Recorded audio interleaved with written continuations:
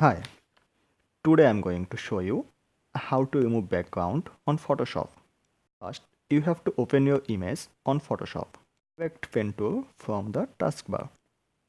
Create a outline on or over image.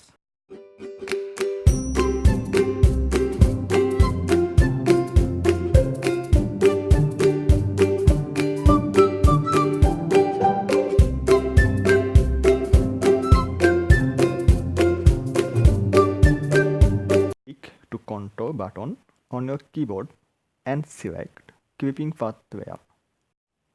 Go to Where option and copy on where and create a blank where on under the on where, and then you can use your suitable background on blank where.